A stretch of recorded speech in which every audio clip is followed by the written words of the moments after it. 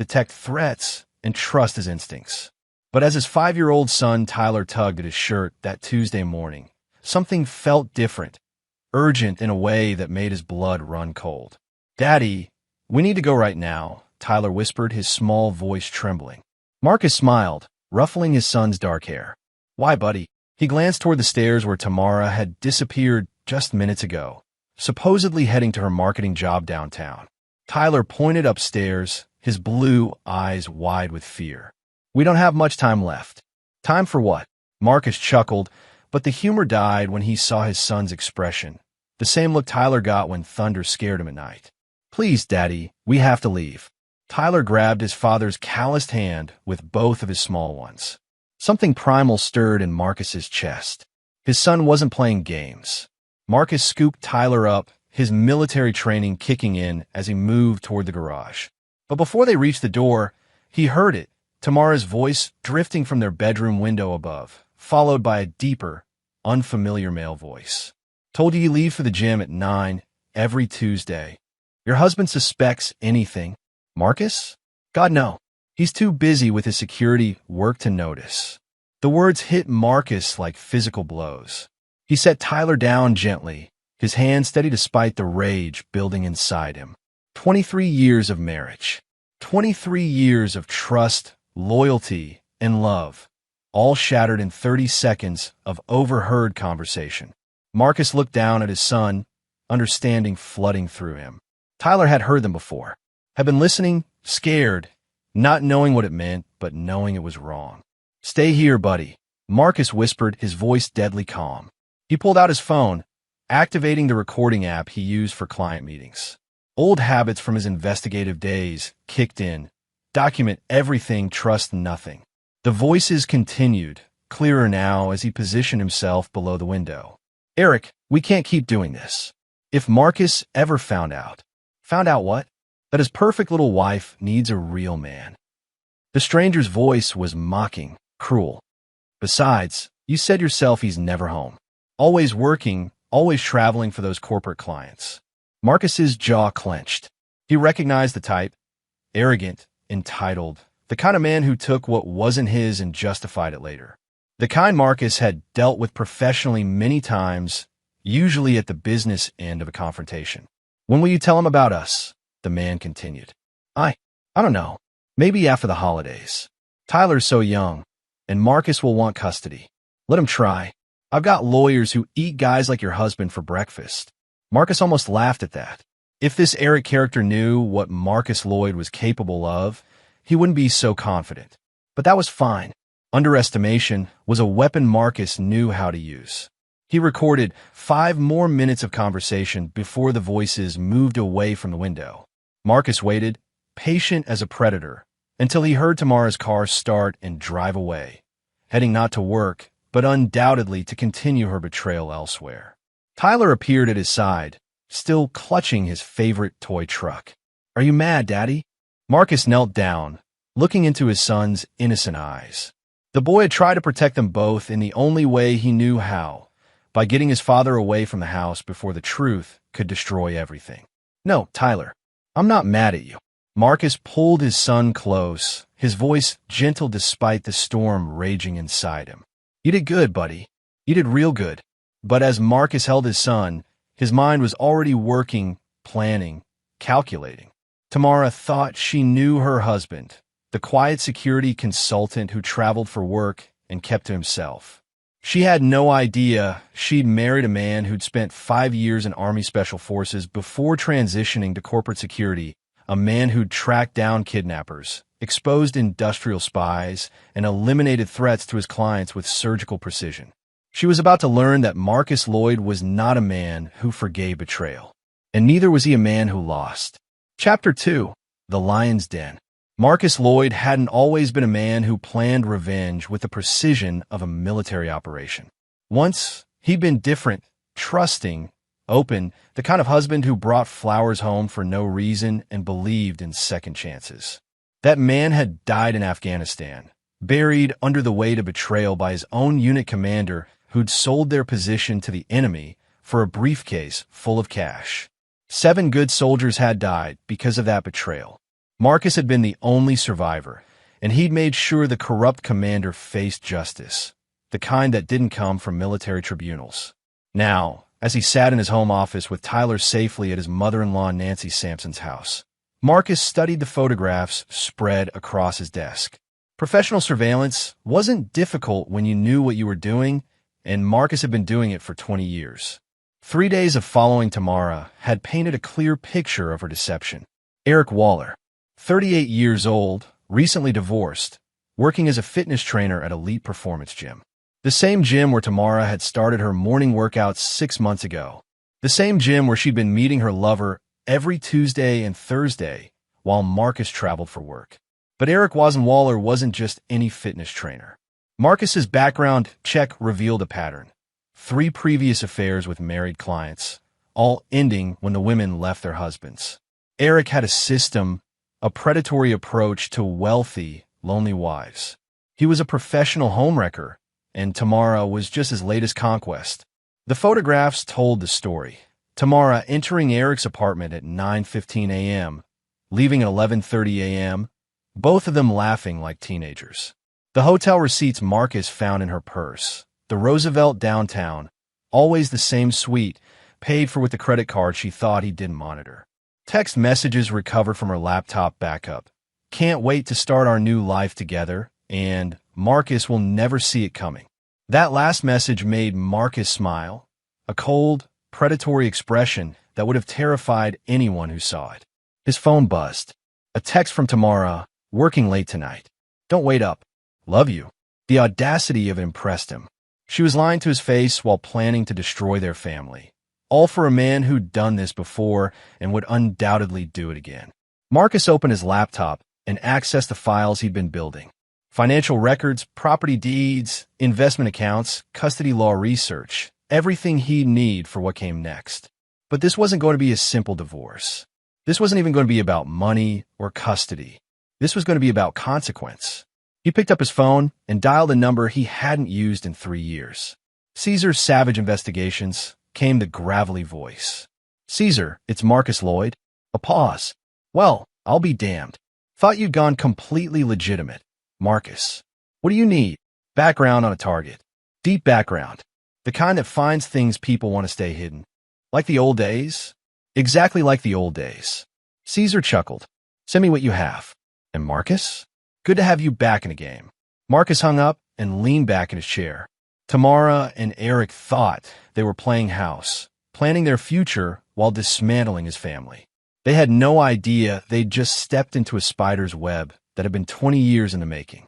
He thought about Tyler, about how his son had tried to warn him, tried to protect him in the only way a 5-year-old could understand.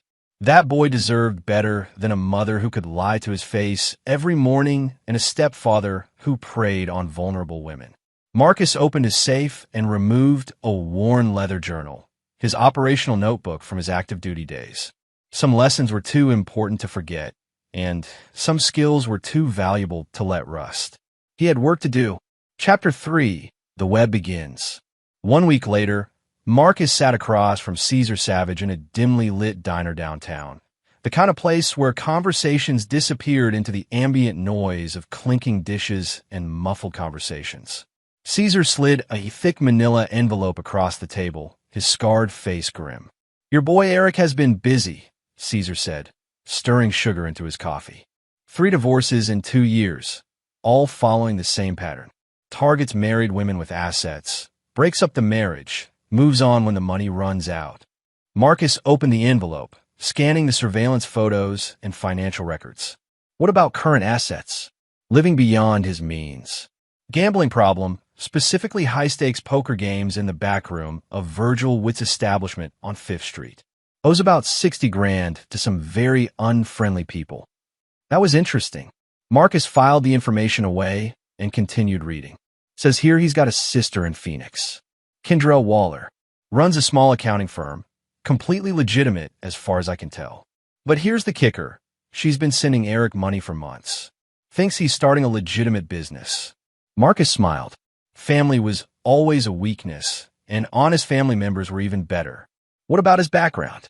Military, criminal record, anything useful? Clean record, but I dug deeper. Turns out your wife isn't his first married target with a military husband.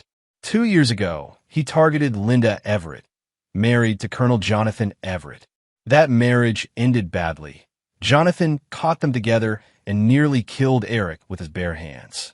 Only reason Eric didn't press charges was because he was sleeping with a man's wife.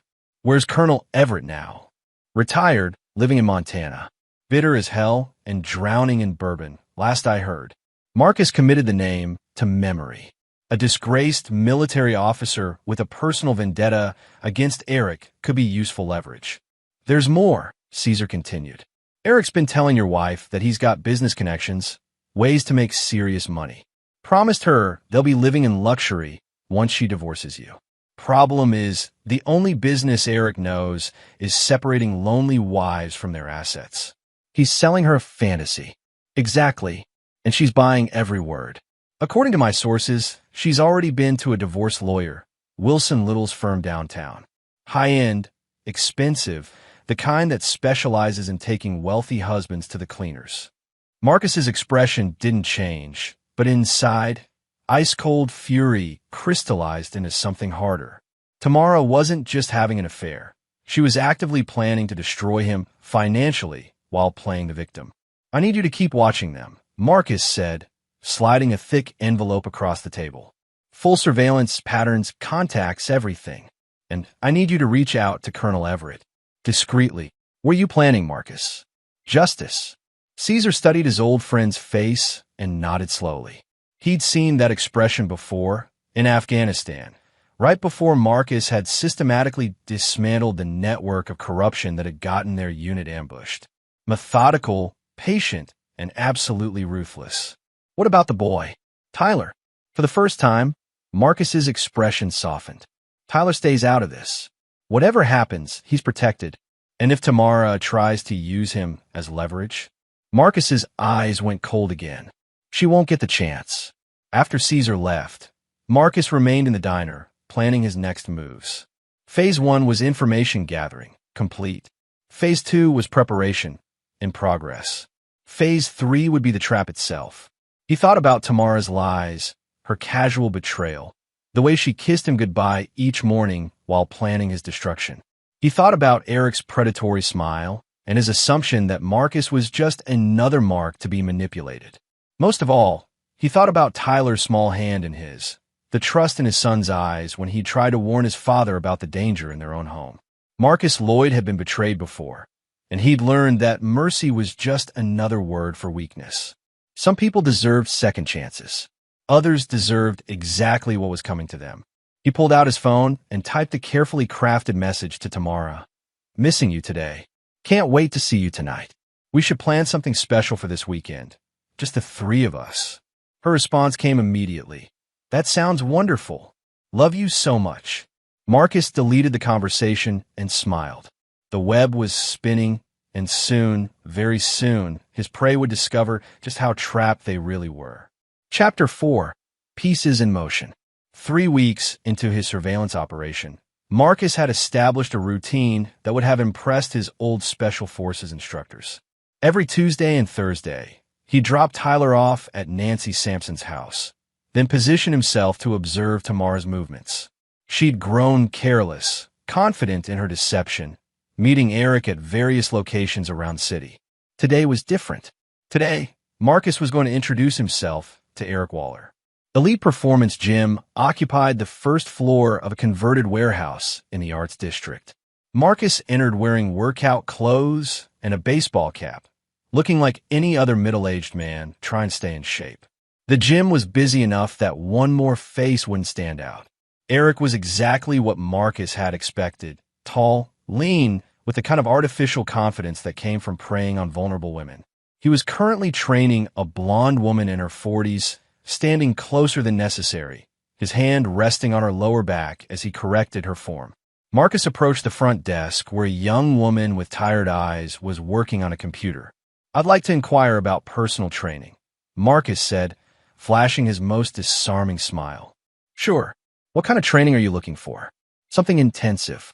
I travel a lot for work, need to stay sharp. I hear Eric Waller is good with military-style training.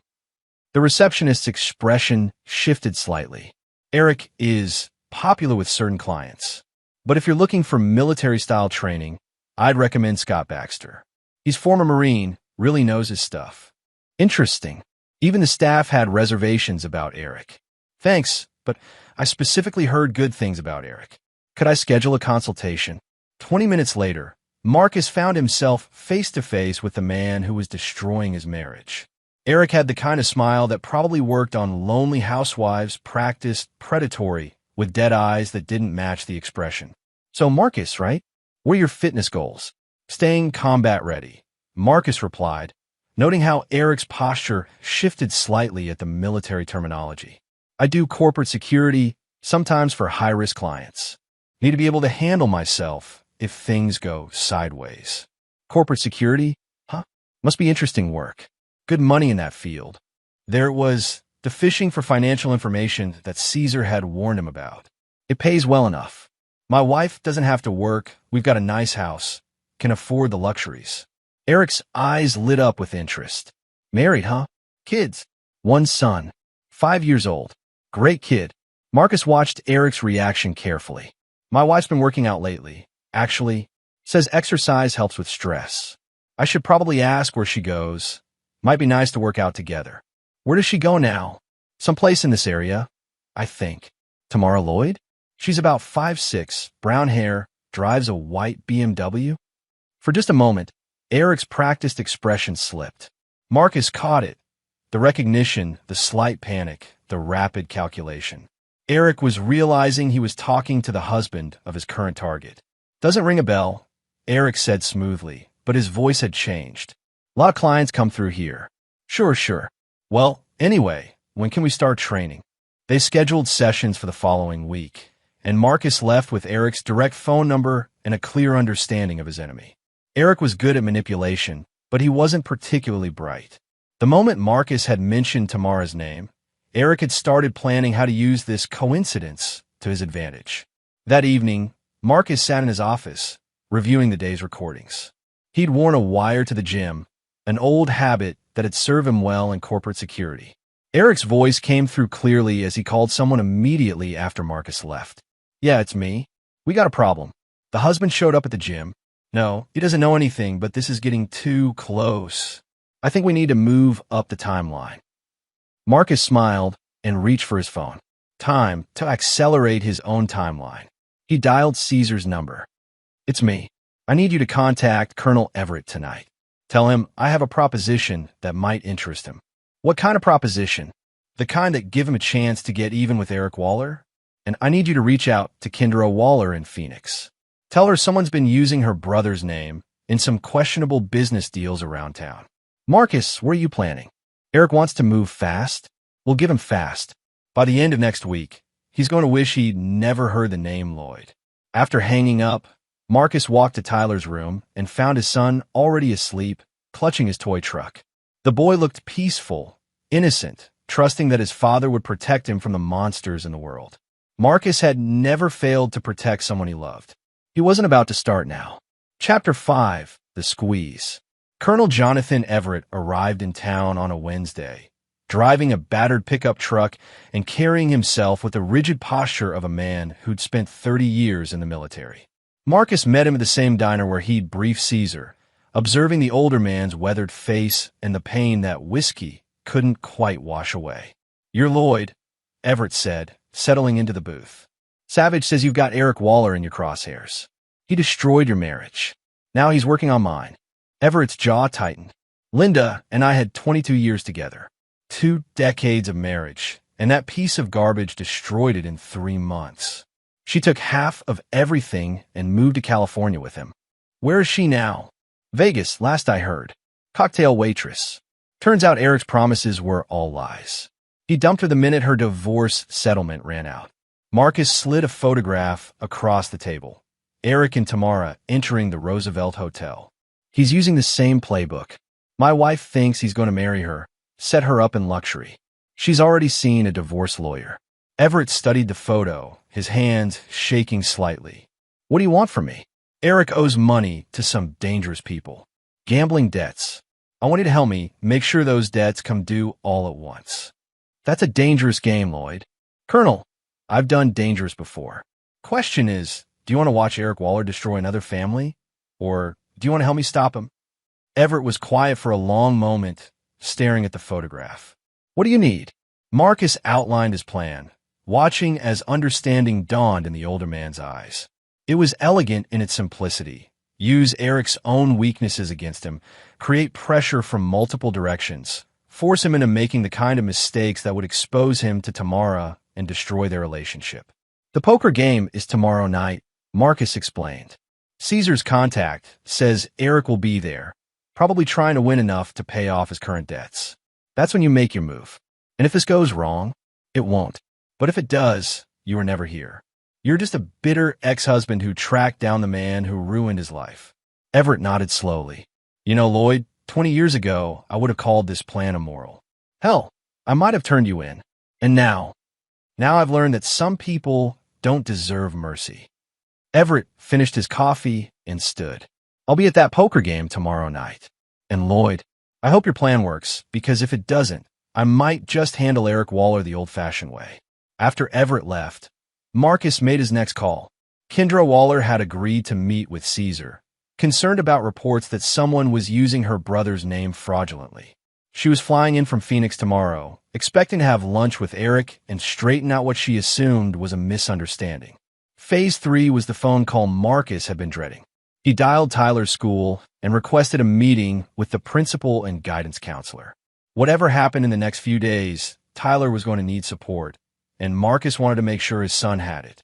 That evening, Tamara came home later than usual, claiming she'd been shopping with friends. She kissed Marcus hello, asked about his day, helped Tyler with his dinner, playing the role of devoted wife and mother with Oscar-worthy performance. How was work today? Marcus asked over dinner. Oh, you know, the usual. Meetings, deadlines, office drama. She laughed, the sound hollow to Marcus's ears.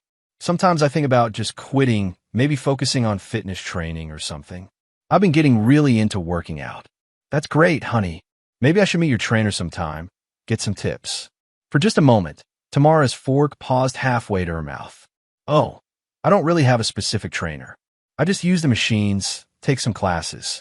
Marcus nodded, filing away another lie. Well, if you ever want a workout partner, let me know. I joined a new gym downtown. Elite Performance. Nice place. This time, Tamara's reaction was unmistakable. A sharp intake of breath, a flush of color in her cheeks. Never heard of it. Really? I could have sworn I saw a receipt from there in your purse last week. You went through my purse? Looking for a pen. Sorry, didn't mean to snoop. Marcus's voice was casual, conversational. Probably belonged to one of your friends. Tamara forced a smile, but Marcus could see the panic in her eyes. She was realizing that her carefully constructed lies were starting to unravel, and she didn't know how much her husband actually knew. Good. Panic made people make mistakes, and Marcus was counting on Tamara and Eric to make several very big mistakes in the next 48 hours. After dinner, while Tamara was giving Tyler a bath, Marcus received a text from an unknown number, ready for tomorrow night. This bastard owes more than money. J.E. Marcus deleted the message and smiled. All the pieces were moving into position. Tomorrow night, Eric Waller was going to discover that some debts couldn't be paid with money, and some enemies were more dangerous than he'd ever imagined. Chapter 6. The Walls Close In. The poker game at Virgil Wood's back room was already in full swing when Eric Waller arrived, carrying himself with the false confidence of a man who believed he was smarter than everyone else. The room was thick with cigar smoke and tension. 5 men around a green felt table with enough money in the center to buy a luxury car. Colonel Jonathan Everett sat in the corner, nursing a bourbon and watching Eric with the patience of a predator.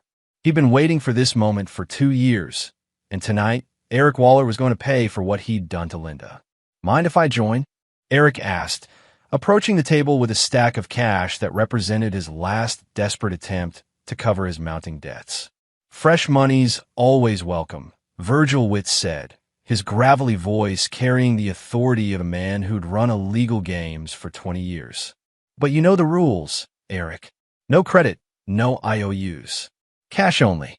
Eric took his seat, confident in his ability to read people and exploit their weaknesses. What he didn't know was that 3 of the other players at the table were working with Marcus Lloyd, following a carefully orchestrated script designed to separate Eric from every dollar he had. For the first hour, Eric won steadily, his confidence growing with each successful bluff. But Marcus had studied Eric's playing style through weeks of surveillance, and the trap was designed to exploit the man's predictable patterns. By 11 p.m., Eric was down $12,000 and growing desperate. The other players could smell his panic, and like sharks sensing blood, they began to circle. "Rough night, Eric," one of them said with false sympathy. "Maybe you should call it quits." "I'm fine," Eric snapped, loosening his tie. "One good hand, and I'm back in it." That's when Colonel Everett made his move. He approached the table slowly, his military bearing impossible to miss. "Eric Waller," Everett said, his voice carrying across the room. "I've been looking for you." Eric looked up, and the color drained from his face. He recognized Everett immediately, the husband he'd destroyed, the man whose wife he'd stolen and discarded. I don't know what you want, but what I want," Everett said quietly, "is for you to know that actions have consequences. You destroyed my marriage, took my wife, and left her broken in a Vegas gutter when her money ran out." The room had gone silent. Virgil Witt was watching with interest, and the other players were leaning back, sensing violence in the air. That's in the past," Eric stammered. "Linda made her own choices. Linda made choices based on your lies.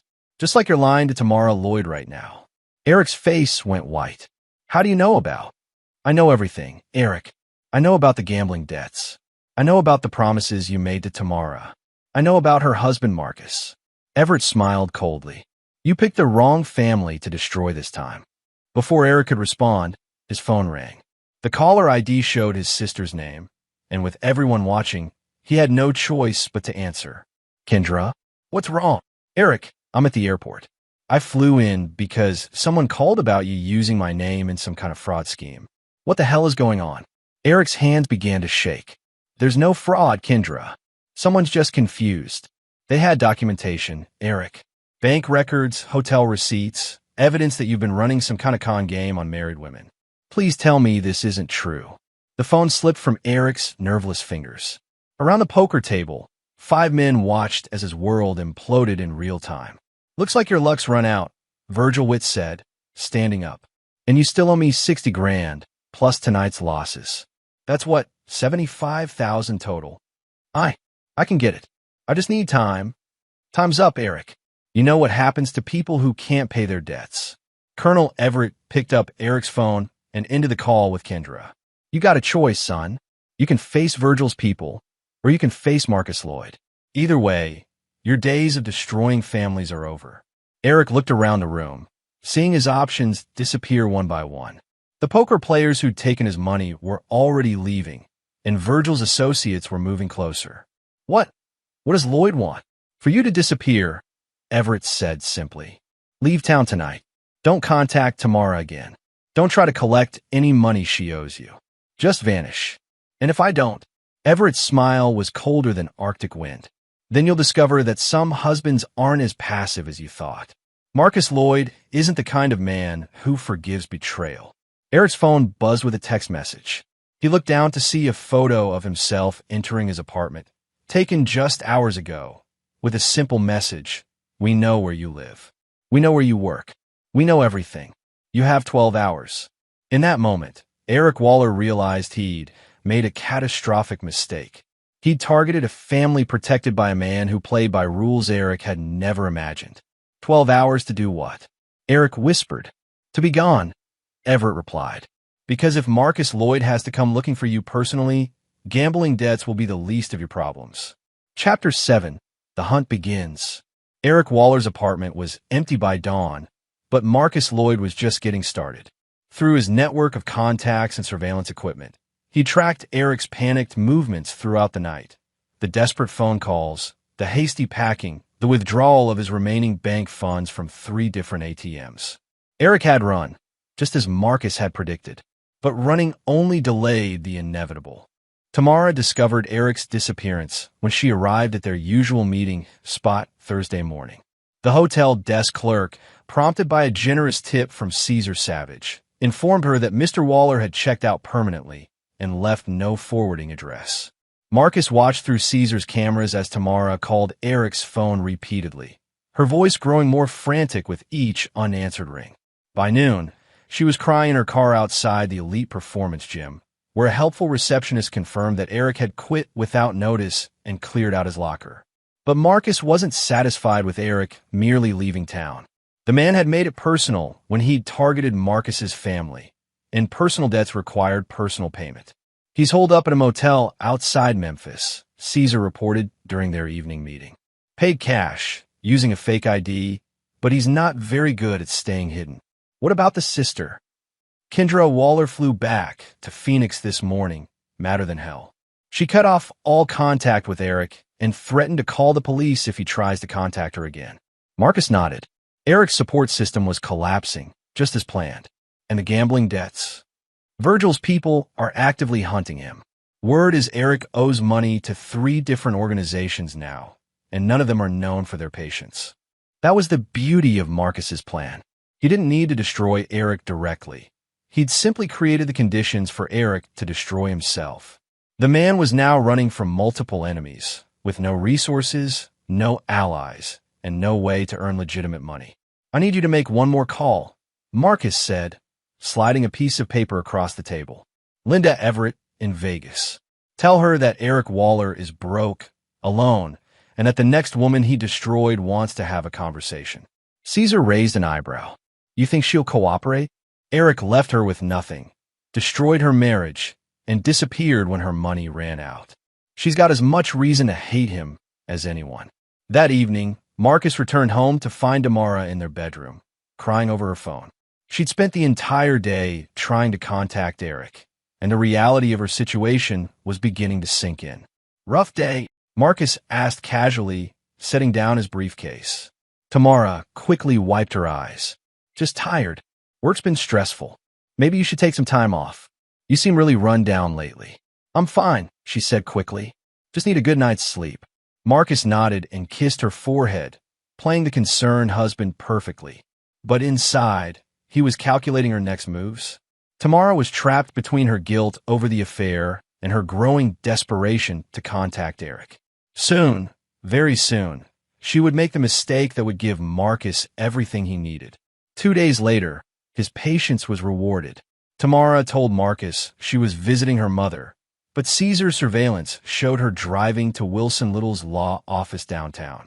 She spent 2 hours inside, emerging with a thick packet of legal documents and the grim expression of a woman who'd just learned that divorcing Marcus Lloyd wouldn't be as profitable as she'd hoped.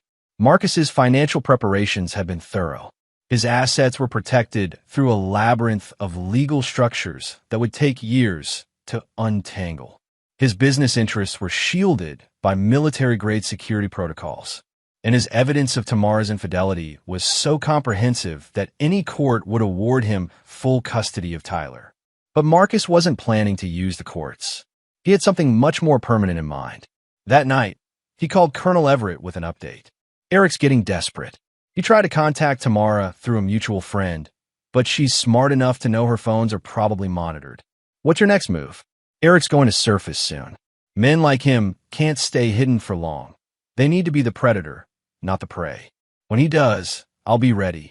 And Tamara? Marcus's voice went cold. Tamara made her choice when she decided to destroy our family. She'll face the consequences of that choice. Everett was quiet for a moment. Marcus, be careful you don't become something you can't live with. Colonel, I became that something in Afghanistan when I learned that mercy is just another word for weakness.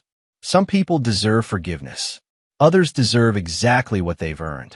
After hanging up, Marcus checked on Tyler, who was sleeping peacefully in his bed. His son would grow up knowing that his father was a man who protected his family, who didn't tolerate betrayal, who understood that some lines could never be uncrossed. Tomorrow, Marcus would begin the final phase of his plan. Eric Waller was about to learn that running wasn't enough, and Tamara Lloyd was about to discover that her husband wasn't the man she thought she'd married. The hunt was about to become a kill. Chapter 8. No Mercy. Linda Everett's call came at 3 a.m., her voice slurred with alcohol and rage. Eric had contacted her, desperate and broke, begging for money and a place to hide. Instead of hanging up, Linda had agreed to meet him, and she'd given Marcus the location. "He thinks I still love him," Linda said, her laugh bitter. "Thinks I'll help him because we were special. Stupid bastard doesn't realize he destroyed any love I had left." Marcus dressed quickly, leaving Tamara asleep in their bed. She'd been increasingly agitated over the past week, jumping at every phone ring, checking her messages obsessively. She knew something was wrong, but she didn't know how wrong things were about to get. The meeting location was a 24-hour diner on the outskirts of the city, the kind of place where nobody asked questions and the security cameras had been broken for years.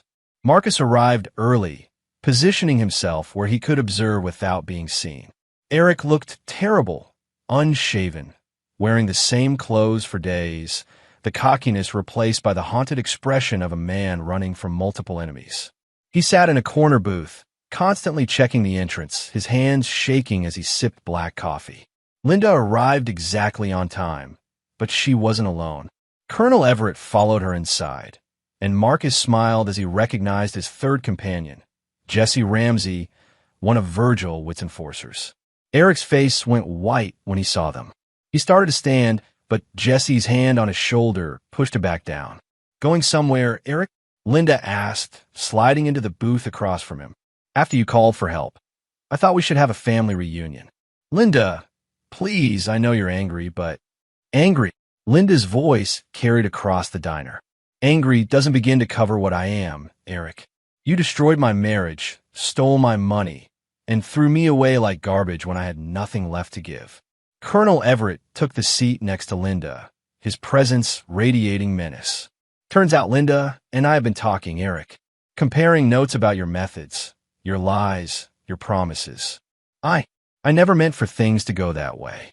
"Shut up," Jesse interrupted, his voice calm but dangerous. "You owe Mr. Witt $75,000, plus interest, plus penalties for making him hunt you down. Call an even $100,000. Eric's hand was shaking violently now. "I don't have that kind of money. I lost everything." "Then you'd better find a way to get it," Jesse said. "Because Mr. Witt's patience ran out 3 days ago."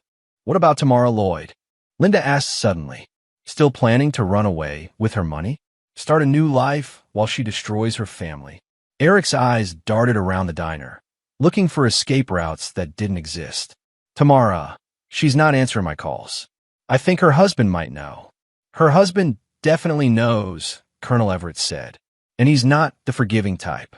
Marcus chose that moment to make his entrance, walking slowly across the diner with the predatory grace of a man who'd spent years hunting human prey. Eric's face went from white to gray as he recognized the husband he'd been betraying. "Eric Waller," Marcus said, sliding into the booth next to Jesse. "We need to talk. I don't know what you think you know, but—" Marcus placed his phone on the table and pressed play. Eric's voice filled the air. "Your husband suspects anything?" followed by Tamara's response, and their entire conversation about destroying Marcus's family. 3 weeks of recordings, Marcus said quietly. Hotel receipts, bank records, photographs, testimony from witnesses. "Would you like to hear more?" Eric slumped in his seat, defeated. "What do you want?" "I want you to understand something," Marcus said, his voice carrying the authority of a man who'd killed enemies with his bare hands. "You targeted my family. You corrupted my wife. You made my 5-year-old son afraid in his own home. That's not a debt that can be paid with money. I'll leave town. I'll never contact Tamara again. I'll disappear. You already tried running, Eric. How did that work out for you?" Jesse leaned forward. "The debt to Mr. Witt still stands. $100,000 due immediately. But I don't have—" "Then you'd better call your lady friend," Linda interrupted. "See if she's willing to pay for your mistakes." Marcus placed a second phone on the table, Eric's phone, which Caesar had retrieved from his abandoned apartment. "Go ahead. Call Tamara. Tell her you need $100,000 to save your life." With trembling fingers, Eric dialed Tamara's number. Marcus watched his wife's contact information appear on the screen and felt nothing but cold satisfaction. Tamara, Eric's voice cracked. It's me. I'm in trouble. I need money. A lot of money. Marcus couldn't hear Tamara's side of the conversation, but he could imagine her panic, her desperation, her growing realization that her fantasy romance was collapsing into nightmare. 100,000, Eric continued. I know it's a lot, but if I don't pay, they'll hurt me. The call ended abruptly. Eric stared at the phone, his last hope extinguished. She hung up, he whispered. Smart woman, Marcus said. Smarter than I gave her credit for. Jesse stood up. Well, this has been educational, but Mr. Witt wants his money. Since you can't pay. He cracked his knuckles meaningfully. Wait, Marcus said. I have a proposition. Chapter 9. The Price of Betrayal. The abandoned warehouse on the industrial side of town had once housed Marcus's corporate security training facility. Now it served a different purpose. A place where debts were settled and justice was administered without the interference of courts or lawyers. Eric Waller hung, suspended from a chain, conscious but wishing he wasn't. His face was a canvas of bruises, painted by Jesse Ramsey's methodical expertise over the past 6 hours. But the physical pain was nothing compared to the psychological torture of watching his life's work. His careful manipulation of vulnerable women, documented and broadcast to every victim he'd ever targeted. The beautiful thing about the internet, Marcus said, adjusting the camera that was streaming Eric's confession live, is that nothing ever really disappears. Every woman you've destroyed will see this. Every husband you've cuckolded will know your face. You'll never be able to start over again. Eric tried to speak, but his broken jaw made coherent words impossible. Marcus had been very specific about which bones Jesse should break, enough to ensure permanent damage, not enough to risk death. Death would have been mercy, and Marcus Lloyd had no mercy left for men who betrayed trust. Tamara's watching too. Marcus continued, indicating a laptop screen that showed his wife's horrified face on a video call. Say hello to your future stepfather, honey. Tamara's voice came through the speakers, strangled with terror. Marcus, please, I can explain. Explain what? How you plan to divorce me and take half my assets. How you were going to let this piece of garbage help raise my son. How you lied to my face every day for 6 months while planning to destroy our family. I made a mistake. I was lonely. You were always working, and Eric said what you wanted to hear, Marcus interrupted. Just like he said to Linda Everett and Patricia Chun and the 6 other women whose lives he destroyed. You weren't special, Tamara. You were just another mark. On the screen, Tamara was crying now, her perfectly applied makeup running down her cheeks. I'll do anything to fix this. Anything. Just please don't hurt him. Marcus laughed, the sound echoing off the warehouse walls. Hurt him? Tamara, I'm not going to hurt Eric. I'm going to let him live with the consequences of his choices. He nodded to Jesse, who produced a medical kit and began tending to Eric's wounds with professional efficiency. You see, Eric's going to survive this. His bones will heal mostly, but he'll never walk without a limp, never use his right hand properly, never seduce another woman with that pretty face. Eric's muffled screams filled the warehouse as Jesse went to work. And more importantly, Marcus continued, every law enforcement agency in 3 states now has copies of his confession, along with evidence of his fraud, extortion, and intimidation. Even if he could run, there's nowhere to go. Marcus, Tamara pleaded, what about Tyler? He needs his mother. Tyler needs a mother he can respect, Marcus said coldly. Not a woman who would destroy his family for a fantasy. You lost the right to call yourself his mother when you chose Eric over us. The video call ended abruptly as Tamara hung up, unable to watch anymore. But Marcus wasn't finished with her yet. Colonel Everett emerged from the shadows, carrying a thick legal folder. Divorce papers, he said, handing them to Marcus. Full custody to you, no alimony, no asset distribution. All she has to do is sign.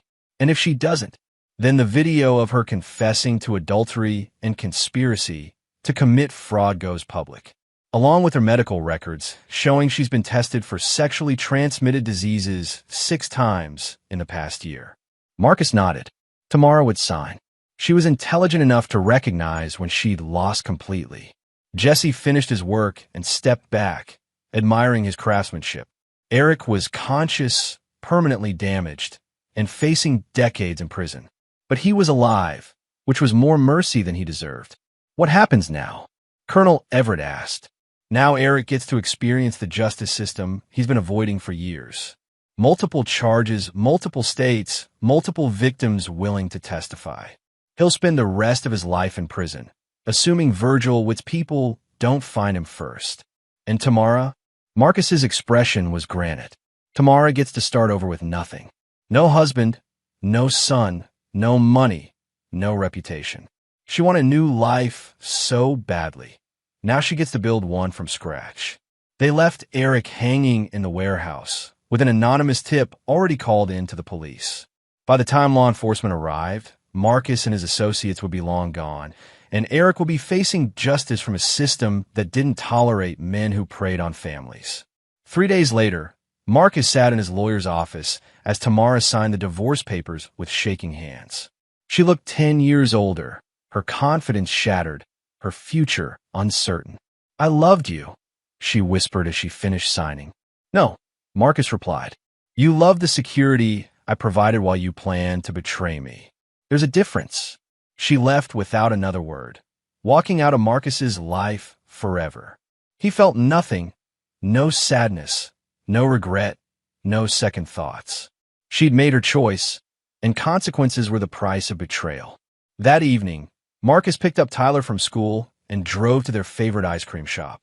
His son was quieter than usual, processing the changes in his young life with remarkable resilience. "Daddy," Tyler said finally, "is Mommy coming back?" Marcus looked into his son's trusting eyes and chose his words carefully. "No, buddy. Mommy made some bad choices, and now she has to live somewhere else." "Are you sad?" "No, Tyler. I'm not sad, because I still have the most important thing in the world. I have you." Tyler smiled and returned to his ice cream, satisfied with his father's answer. He was too young to understand betrayal, manipulation, or the brutal arithmetic of revenge. But he was old enough to recognize love, protection, and the absolute certainty that his father would never abandon him. Marcus Lloyd had learned long ago that mercy was a luxury he couldn't afford. In Afghanistan, mercy had gotten good soldiers killed. In marriage, mercy would have meant accepting betrayal and teaching his son that weakness was acceptable. Some people deserved second chances. Others deserved exactly what they earned. As he watched Tyler laugh at something on his phone, Marcus felt a cold satisfaction settle in his chest. Eric Waller would spend the rest of his life paying for his crimes. Tamara would build a new life with nothing but the clothes on her back and the knowledge that actions had consequences. And Tyler would grow up knowing that his father was a man who protected what mattered, who didn't tolerate betrayal, and who understood that sometimes justice required taking the law into your own hands. Marcus Lloyd had no regrets. He protected his family, eliminated his enemies, and taught the world a simple lesson. There were some men you didn't cross, some families you didn't target, and some debts that could only be paid in blood and broken bones. The war was over. Marcus had won. And there you have it. Another story comes to an end. What did you think? I'd love to hear your thoughts in the comments below. If you enjoy this story, consider joining our community by subscribing. It means the world to us. For more stories like this one, check out the recommended videos on screen. And I'll see you there.